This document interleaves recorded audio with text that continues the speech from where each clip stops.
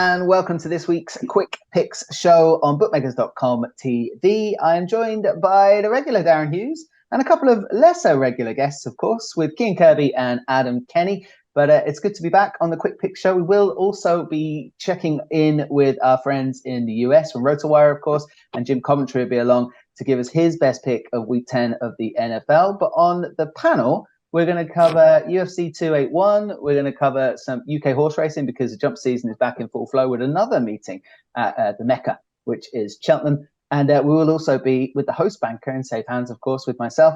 We'll be looking at the T20 World Cup final. Let's kick us off straight into the UFC action with Adam Kenny. Yeah, thanks, Dean.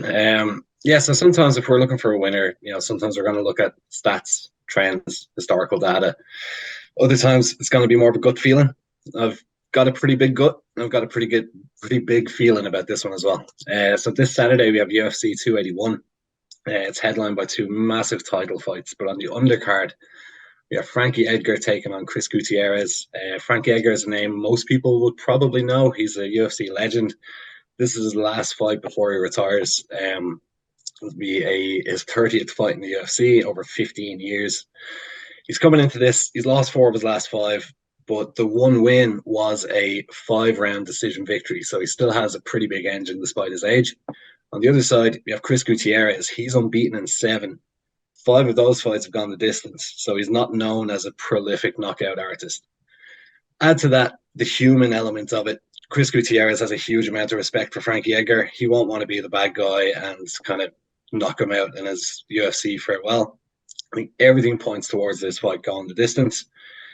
Frankie Edgar gets his huge ovation, his huge farewell from the crowd in attendance. 2 guys raise each other's hands at the end of the fight. Chris Gutierrez gets his very decisive decision victory, and we get a 2-1 or plus 200 winner. Love it. Okay, Gutierrez then to win over Edgar at UFC 281.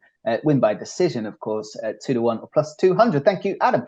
Okay, let's move over to UK horse racing. Going to go to Cian Kirby first. I think we've got some action at Cheltenham.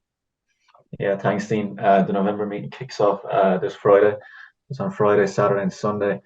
And I'm going to tip a horse in the 3:30 at Cheltenham on Sunday, the Skybet Supreme Novices Hurdle Trial. It's previously been won by some top-class horses like Altier and Q-Card. And I reckon John Joe Neal's Springwell Bay can prove top-class in this as well. He's only ran 3 times so far. His opening bumper was against Adamantly Chosen, who was rated in the 140s. He got within 3/4 of a length to him, with the pair pulling 9 lengths clear of the field. It's very good form. He's also ran the bumper last season at Market Raisin. He absolutely hacked up by 14 lengths. And he also made a seasonal debut at Carlisle. He was sent off 2-5 favourite, and he beat a decent horse of Dan Skelton's called Lorenz. 3-1 or plus 300 looks like a very good price, and I reckon he'll go off a lot shorter than that.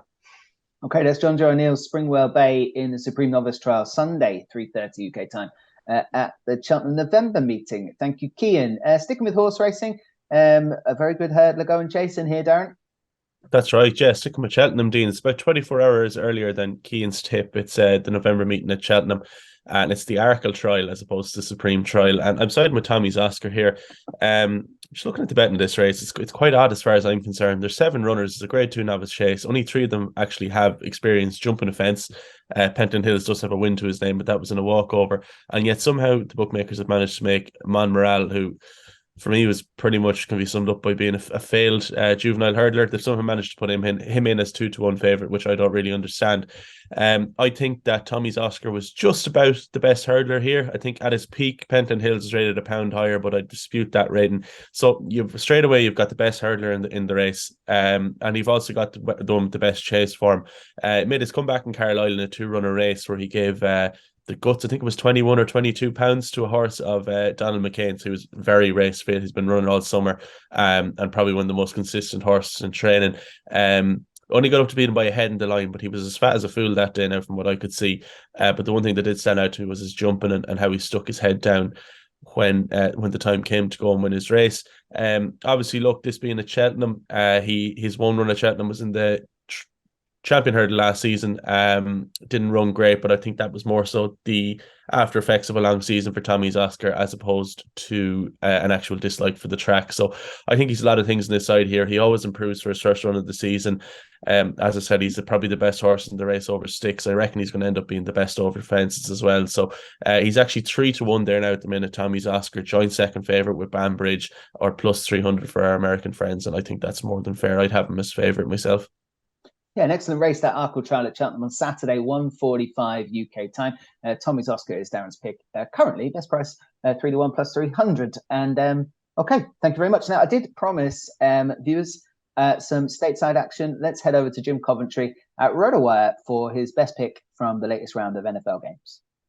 I'm taking the Seattle Seahawks money line at plus 120 against the Tampa Bay Buccaneers at a game played in Germany. Now, earlier in the season, the Seahawks were a terrible defensive unit, but over the last month, the young talent has gelled. This has become a strong unit. Solid against the run. Their outside cornerbacks very good in coverage, and their pass rush is getting pressure in key spots. Now they're facing a Bucs offense that's broken. No running game. Passing game lacks explosive plays. It's very unlikely they can string together many scoring drives. On the other side of the ball, Seattle's now a balanced offense that can win on the ground or through the air. The Buccaneers are no longer the strong run defense they were in the past. Good rushing attacks have had success against them, and they won't be able to stack the box because of DK Metcalf and Tyler Lockett requiring defensive attention from the corners. And throw in the fact that Tampa rarely gets pressure on opposing quarterbacks, and all signs point to success for Seattle. I see the final score being Seattle 24-13.